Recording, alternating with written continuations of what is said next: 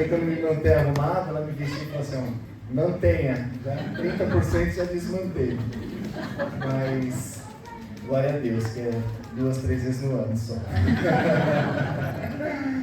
E agradecer mais uma vez a igreja dessa semana que passou, nós fomos passear, foi muito bom, espetacular, tivemos tempos abençoados com Deus, de coração, de direcionamento de Deus, de busca de Deus, de entender a forma como o Espírito sopra nessa igreja e o que Ele tem para essa igreja, com a convicção cada vez mais de que nós estamos fazendo a coisa certa, no lugar certo, e com muita oração para darmos os próximos passos, e tendo a certeza que os próximos passos já estão nos planos de Deus e que a gente está em harmonia com eles, em nome de Jesus.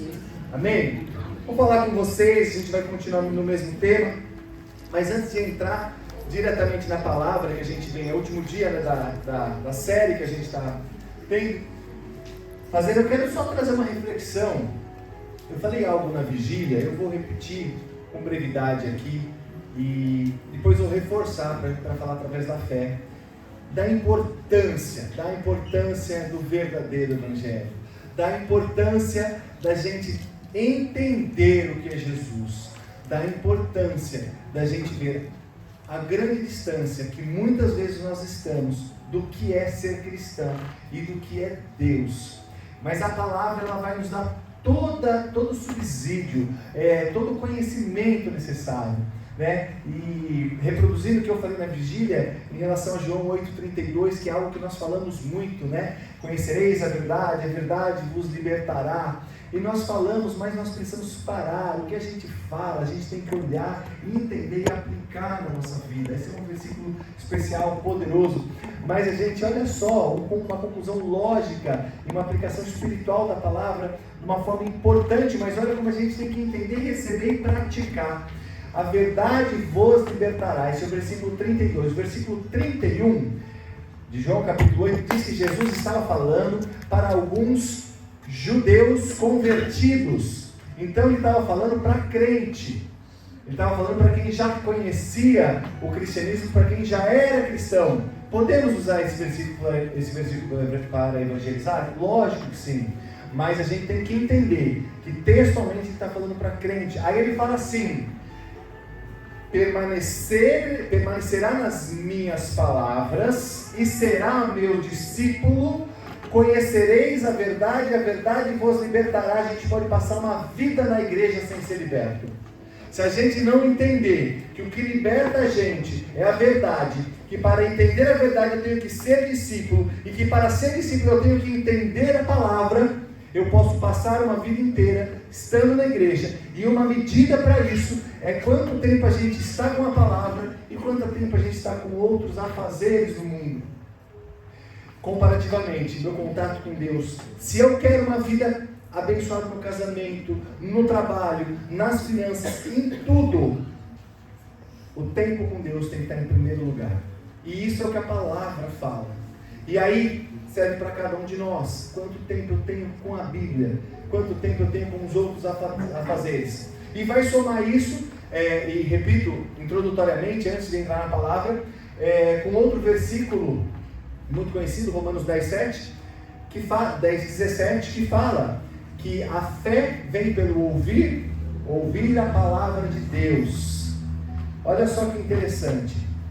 Se a fé vem pelo ouvir a palavra de Deus, outras coisas são muito boas nós ouvirmos, treinamentos, ensinamentos, aulas, estudos, mas é a palavra, não é o que temos. Olha, na internet hoje em dia, se a gente prestar atenção, quando você vai ver algum tema, existem pessoas falando que eles estão aplicando aquilo com base em mensagens. Quer dizer, alguém trouxe uma mensagem, um terceiro pegou uma mensagem que alguém trouxe e vai aplicar. E muitas vezes nós, prestem atenção, nós vemos achando que aquilo é palavra, não, a palavra é Bíblia. E a Bíblia e a fé vem pelo ouvir. O nosso relacionamento pessoal não é de outro. E se a gente não ouve a palavra para ter fé e se distancia, consequentemente a nossa fé vai ficando cada vez mais fraca, cada vez mais débil, cada vez mais limitadora, e nós vamos ficando cada vez mais religiosos e achamos que o fato da gente estar na igreja muda alguma coisa. Na verdade, o fato da gente estar na igreja é extremamente importante como comunhão, como comunidade de ajuda, de amor, de carinho, de atenção, de preocupação, de relacionamento.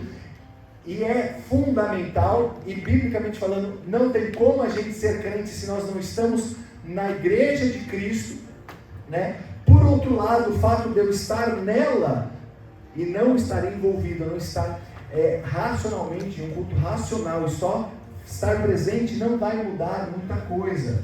Então, caindo nisso, a gente olha e fazendo um link da fé, da gente ter a fé com a palavra, não ter a fé quando se distancia da palavra.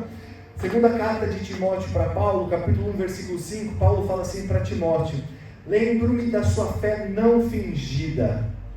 Esse não fingida, depois você pode ler, pesquisar, vai estar gravado, confira o que eu falo, confira o que você ouve por aí. Ela quer dizer, a palavra em grego é ahipócrisis, é sem hipocrisia. Então ele falava assim para o Timóteo: lembro da sua palavra, da sua fé sem hipocrisia. E é o que nós estamos trabalhando. Essa palavra é a mesma palavra usada no versículo que nós vamos ler aqui hoje, Mateus 23, 28, quando trata da hipocrisia, que são os ais de Jesus para a religiosidade. Então, com essa preliminar, eu vou ler aqui Mateus capítulo 5, enquanto você vai abrindo sua Bíblia, vamos projetar aqui. Eu vou ler o versículo 9 e 10 hoje. Enquanto você vai ler, eu vou explicar para quem veio a primeira vez. Uma série de 4 capítulos, hoje é o último.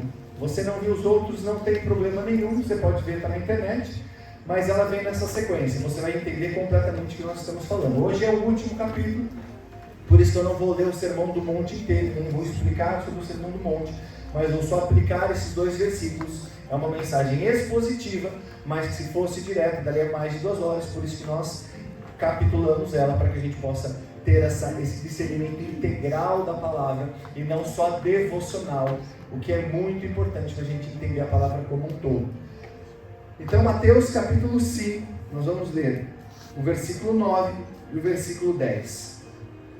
Diz assim a palavra de Deus: bem-aventurados os pacificadores, porque serão chamados filhos de Deus.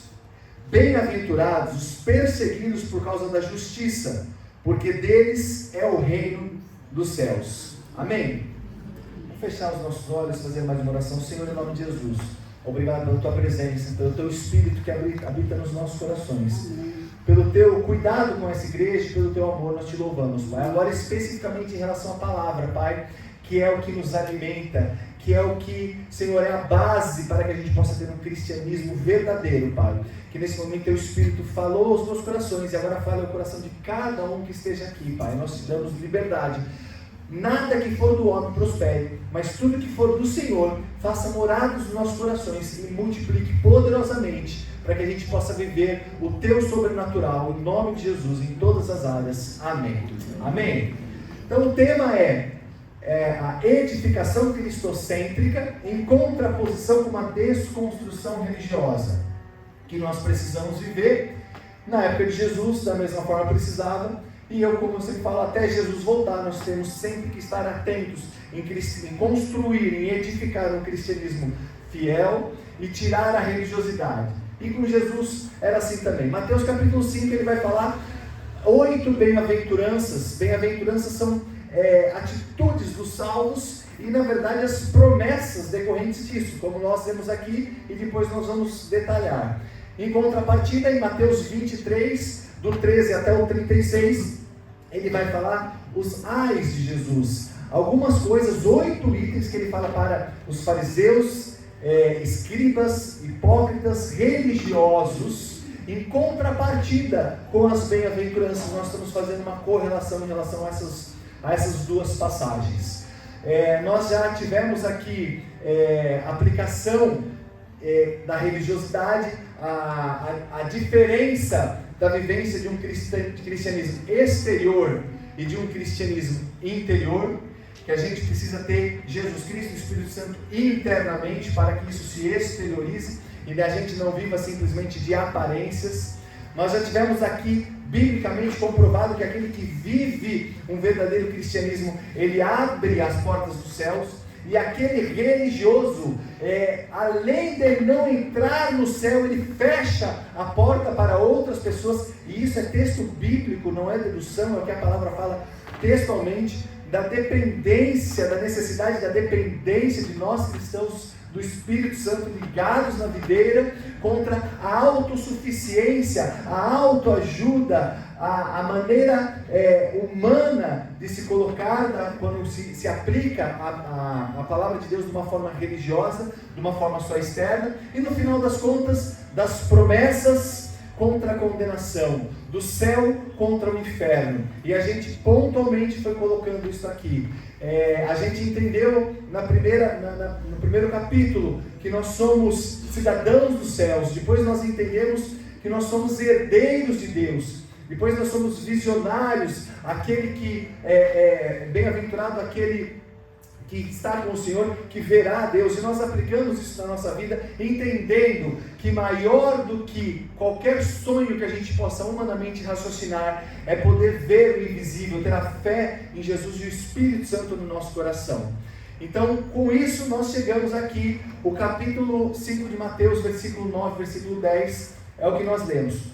O capítulo 23 de Mateus, o versículo 27 e 28, todas as demais vezes eu li e apliquei, e dessa vez eu só vou explicar para vocês, porque com todo esse contexto a gente já consegue entender. Nós podemos então ter mais tempo para a parte de Mateus, dos pacificadores, e é uma aplicação muito prática, porque Mateus capítulo 23, versículo 27 e 28, ele vai dizer que ai de vós, escribas e fariseus, Jesus falando, ele fala assim, que são vivos por fora e mortos por dentro. Compara eles a um sepulcro caiado, algo maquiado, algo que alguém olha e acha bonito, mas que por dentro está completamente deteriorado.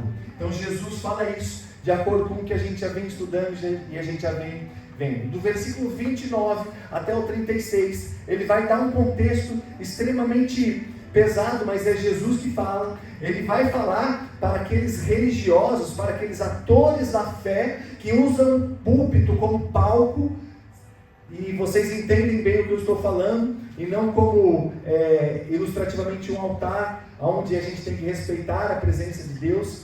Ele vem dizer que os antepassados daqueles ali naquela época de Jesus tinham matado os profetas. E Jesus, sabendo do desejo deles matarem Jesus também, fala assim para eles: acabem de fazer o que os seus pais fizeram. Os seus pais foram assassinos e mataram os profetas. E é esse o desejo do coração de vocês. Então façam para que seja cumprida a palavra. Então ele fala, o texto bíblico, não sou eu, depois você lê, eu só estou comunicando e orando ao Espírito que isso seja espiritual para entrar no seu coração. Ou seja, ele está falando, vocês são filhos de assassinos e ainda estão nessa maldição, e terminem de fazer o que vocês estão fazendo. Em contrapartida, se eles são filhos de assassinos, nós somos filhos de Deus. Bem-aventurados os pacificadores que são filhos de Deus. Amém? E nós vamos, esse versículo pontual, entender. O versículo 10 do capítulo 5 de Mateus, ele vai falar que bem-aventurado os que são perseguidos pela fé, eles herdarão o reino de Deus, similar ao que nós já vimos no versículo 3. Então nós vamos focar hoje nesse versículo: bem-aventurado os pacificadores, porque eles serão chamados filhos de Deus. Então, já entrando na aplicação, o que é pacificador? O que é uma pessoa pacificadora? A primeira impressão que vem para a gente, e realmente é importante, é alguém que vai agregar, que vai querer colocar um ponto final numa discussão, como se diz, colocar panos quentes para que as coisas se ajeitem. E sim, isso é uma característica do cristão, né? Não ficar fomentando discussões, brigas, mas pacificar. Mas esse pacificador que ele coloca aqui é alguém, agente ativo da reconciliação. É aquilo que Paulo fala em 2 Coríntios, capítulo 5, do versículo 18 até o 20, do ministério da reconciliação. Então esses pacificadores, eles são agentes ativos de reconciliação. São pessoas bem-aventuradas, que já têm o Espírito Santo, que têm esse ministério da reconciliação que Paulo fala em 2 Coríntios, capítulo 5, 18 a 20, que é trazer a paz com Deus para o mundo. A paz com Deus, aquela paz, Romanos 5, capítulo 5, versículo 1, aonde ele vem falar daquela paz perdida, do relacionamento perdido. Nós fomos criados em Adão com paz com Deus, com comunhão, com relacionamento, e a queda tirou essa paz com Deus. Então os pacificadores são agentes ativos, comunicadores dessa paz, desse evangelho, dessa ministração, e na verdade que é a raiz do evangelho, falando, nós éramos caídos, e se nós não restituirmos a nossa paz com Deus, Romanos 5:1, através de Jesus Cristo, que é o único Senhor e Salvador, nós estamos perdidos. E essa paz com Deus vai nos gerar a paz de Deus, Filipenses 4:7, que é uma paz que nós crentes devemos ter ou devemos buscar, e também é um medidor da nossa fé e do nosso relacionamento, que é aquela paz independente das circunstâncias, sabendo que na vida teremos lutas e aflições, João 16:33, mas nós teremos a paz. Irmão, eu tenho certeza que todo mundo aqui tem luta. Levanta a mão quem tem luta. Todo mundo vai ter luta. Às vezes tem época da vida, sem brincadeira, irmão, que dá vontade de distribuir senha para a luta, porque é uma, duas, três ao mesmo tempo. Então, a gente tem a paz. Por quê? Porque a gente tem a convicção de que Deus está no controle. A gente olha para trás para ver o que Ele fez, e a gente olha para frente com fé. Essa é a diferença da fé e da ansiedade que ele trabalha em Mateus 6, versículo 33. Quando nós confiamos em Deus, quando nós estamos com fé em Deus, menor a nossa ansiedade, maior o relacionamento com Deus, menor a nossa ansiedade. A ansiedade está subindo. Bíblia, oração e joelho no chão. Pessoal, quando a gente fala de oração, nós somos um povo que não oramos mais. Não vou perguntar, mas se alguém gastou mais do que 5, 10 minutos de oração no dia, olha, me procura no final do culto, eu vou dar um brinde para você. Pode pegar um bolo no final do culto. E sabe, nós não oramos, e o cristianismo ele está diluído, ele está resumido a um culto de domingo das 9 às 10 até mais ou menos 11, meio-dia, 1h, quando na verdade isso é fundamental, importante e necessário. Mas o nosso cristianismo, ele é da meio-dia e 1 deste domingo até as 9 e 10 horas da manhã do domingo que vem. Isso é ser cristão. Isso é o mais importante. E Deus, dentro dessa convicção poderosa, maravilhosa, levantou a gente para falar isso. Porque nós precisamos ouvir isso. E não sou eu que falo, Jesus já falava. Porque a natureza humana vai sempre para o lado que não deve ir. E nós temos o poder e a força do Espírito para nos levar para onde Deus quer que nós estejamos. E quando a gente está junto com Deus, as coisas fluem. O rio, ele flui de uma forma tão gostosa, tão poderosa, que a gente se sente constrangido, apesar das dificuldades. Às vezes a gente olha para Deus e fala, Deus, quanto amor, quanto cuidado, obrigado pela saúde, obrigado pela vida, obrigado pelo amor. Então esses são os pacificadores, apaixonados pela palavra e inconformados com o mundo, e mais ainda de ver pessoas lá fora, pontes, para trazer aqueles que estão no inferno de fora, para dentro da igreja, e também pontes hoje dentro da igreja, para falar, irmão, a gente não faz isso, vem cá, vamos chegar mais perto de Jesus, vamos ler a Bíblia. Segundo aspecto que eu quero falar com vocês, para mostrar a biblicidade desse versículo, a Bíblia, ela vai vir perfeitamente fortalecida de todo o contexto. Isso que nós lemos era previsto já em Isaías 9:6, já a promessa de Jesus. Jesus, ele fala, Jesus do Pai da eternidade, conselheiro, amoroso, maravilhoso, príncipe da paz, Isaías 9:6. Então já era prometido o príncipe da paz, e nós temos o privilégio de viver uma época onde Colossenses 1:20 foi inaugurada essa paz na cruz do Calvário, quando Jesus morreu, levou os nossos pecados. Essa paz ela está derramada. Então o mundo ele vem nos trazer guerra, vem nos trazer aflições, mas Jesus fala, eu já te dei a paz.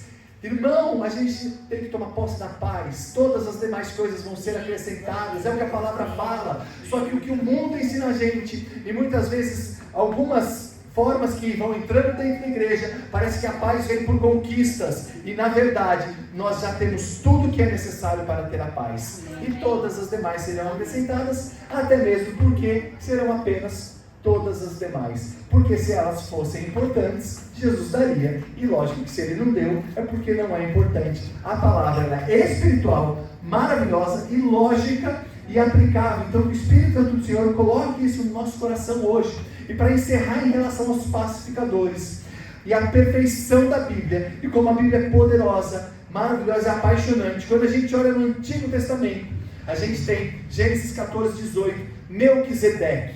Melquisedeque quer dizer reino da justiça. Depois você lê ali, esse versículo vai falar que Melquisedeque, ele era sacerdote, rei e sacerdote de Salém.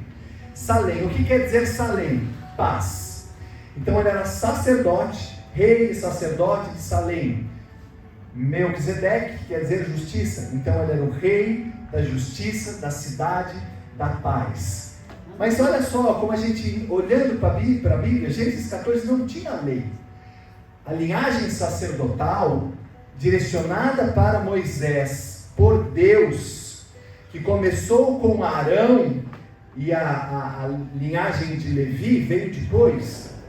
Então a revelação de Deus, ela vai muito além do que nós imaginamos ou conseguimos colocar em uma caixinha, porque Melquisedeque, antes de existir o sacerdócio, já era sacerdote da cidade de Salém. Salém quer dizer paz. Depois você pesquisa tudo que eu estou falando aqui e é muito importante. Salém quer dizer paz. Salém deu origem à palavra Shalom, paz. Nós falamos a paz do Senhor. Salém é a raiz da palavra Jerusalém, lugar de paz. Irmão, se a gente tem alguma outra pretensão na vida, que não é morar na Nova Jerusalém, nós talvez vamos passar a eternidade em um lugar que não é de paz. Mas aqueles que são crentes, que têm Espírito Santo, vão para a Nova Jerusalém, como é prometido biblicamente, que é a nova cidade da paz. Então as aflições aqui que você tem, irmão, o Espírito ele vai dar poder e graça para você enfrentar. Mas continue perto de Jesus, porque as bênçãos vêm, o refrigério vem, o cuidado vem, a gente que sai da linha de Deus. Mas enquanto a gente está ligado na videira, nós temos uma vida de paz aqui. E a paz aqui, a paz de Deus, a paz com Deus, esperando a paz da Nova Jerusalém, que é onde nós vamos nos ver, morar e termos a vida eterna. Tudo que passe para outro sentido é algo passageiro, dispensável. E se a nossa, mais uma vez falando, esse versículo espetacular de Paulo, se a nossa esperança está só aqui, nós somos muito miseráveis.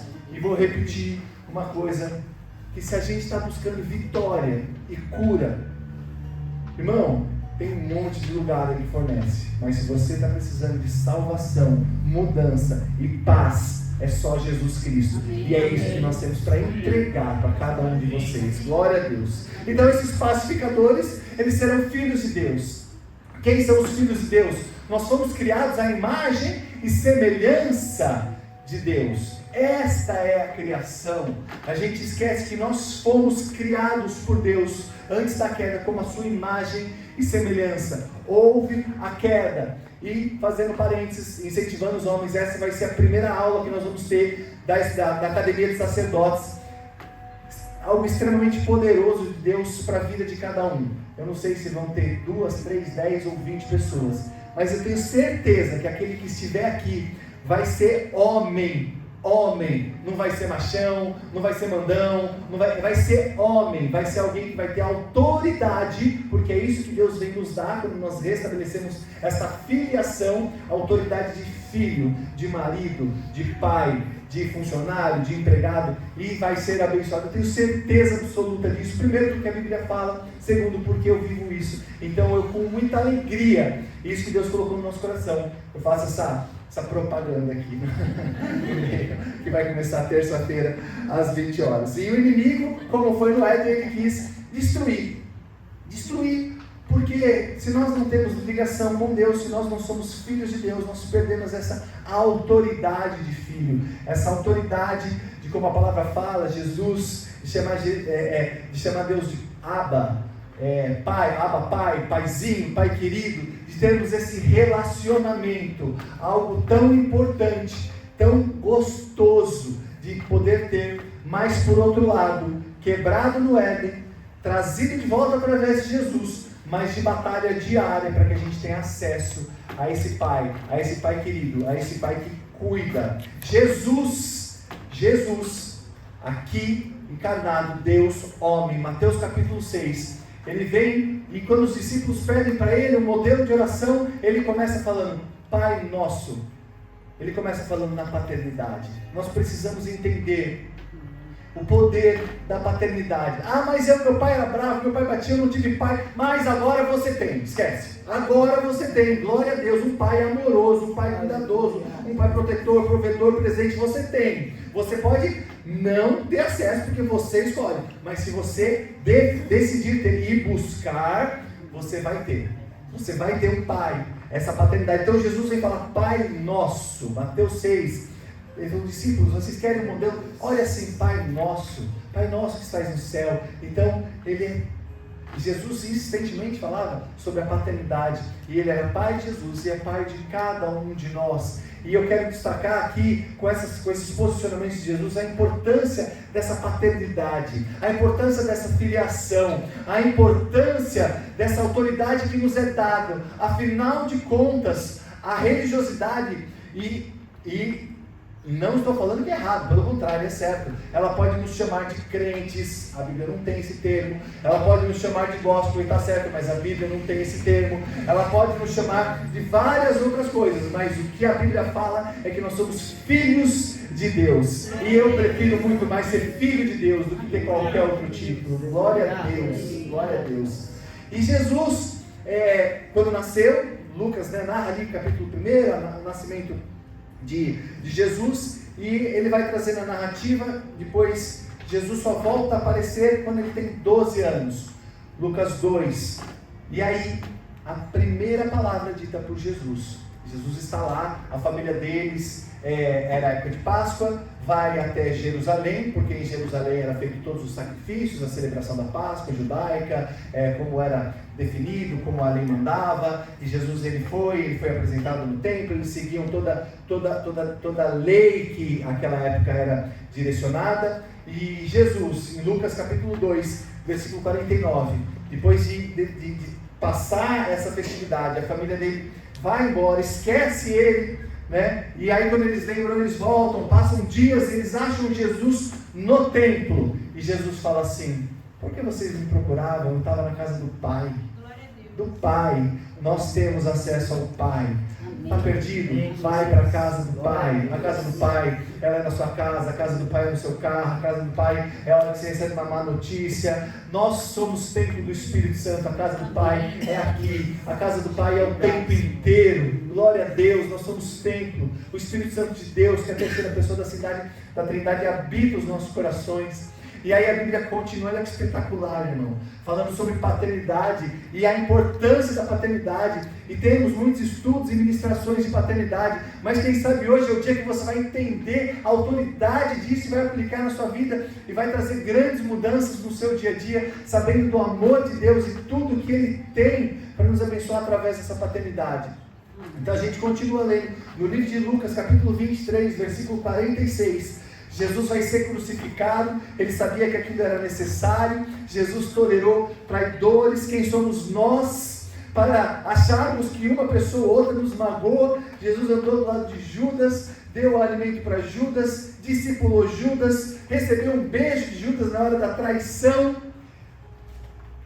mas na hora que ele foi morrer, Lucas capítulo 23, versículo 46, ele fala, Pai, em tuas mãos entrega o meu espírito. Pai, a última coisa que ele falou foi sobre paternidade. Pai, entrego nas tuas mãos o meu espírito. Olha a importância dessa paternidade. Olha que lindo que é. Olha que grandes coisas Jesus tem, grandes coisas espirituais que olhos nenhum viram e nem imaginaram, mas que a gente pode receber, e que essa manhã seja uma manhã de abrir dos olhos de cada um de nós, para entendermos que o Pai, o verdadeiro Pai, e essa paternidade, ela nos dá pelo menos 3 coisas muito importantes. Primeiro, proteção. Proteção. O Pai está com a gente o tempo inteiro. O Pai está nos protegendo. O Pai está nos livrando de coisas que nós nem imaginamos. Irmão, olha, quantas vezes eu estou dirigindo e eu vejo que Deus me livrou de um acidente. Sabe? Olha, quantas coisas Deus nos livra e nós nem sabemos. Quantos caminhos Deus nos muda, e às vezes a gente fica até chateado porque vai atrasar, porque não era aquilo que a gente queria, mas Ele está cuidando, Ele está nos protegendo e nós nem sabemos. O Pai, o verdadeiro Pai, Ele nos dá autoridade, Ele nos dá relacionamento e Ele protege. O Pai, Ele dá presença.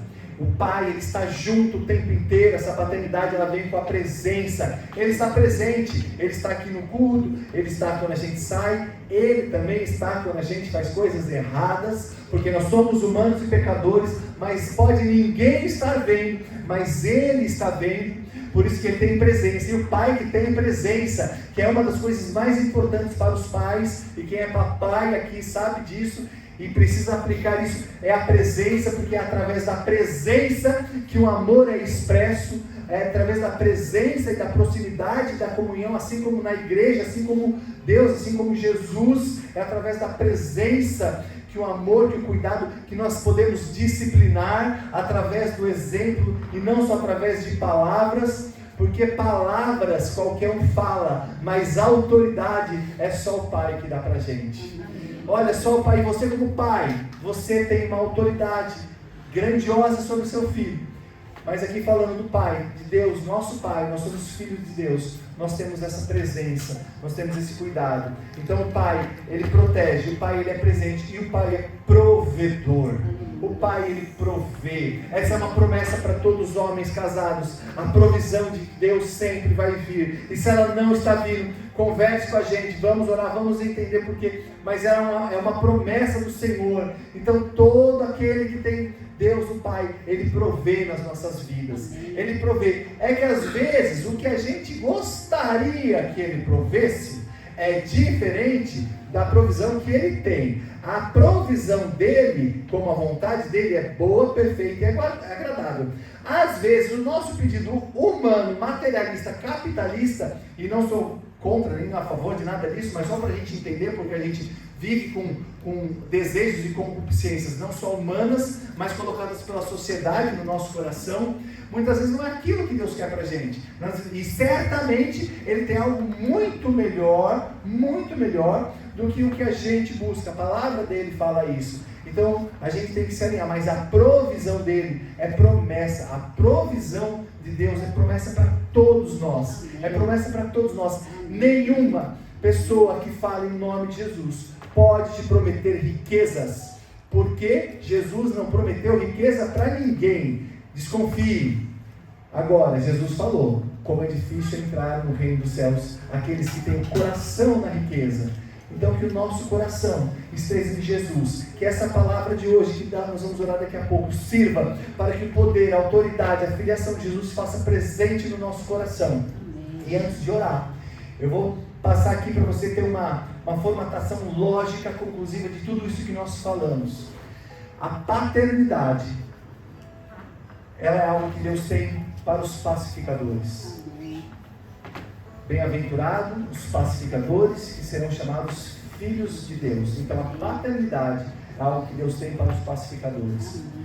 Eu só vou conseguir ser um pacificador, um agente ativo da paz, quando o Espírito Santo vier morar no meu coração.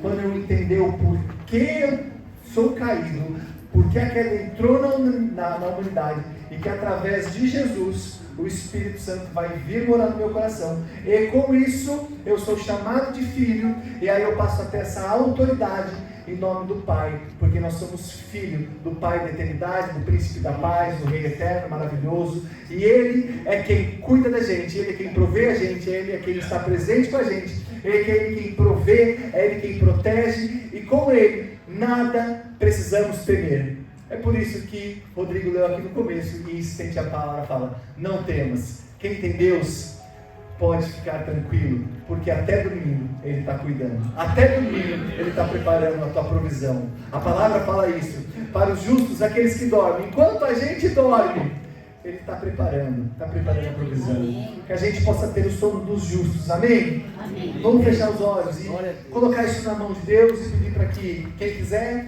eu vou guiar em oração, você fique à vontade para aplicar na sua vida. Senhor, em nome de Jesus, Pai, obrigado pela tua palavra, pela Bíblia, pelo que o Senhor fala, através de Jesus Cristo.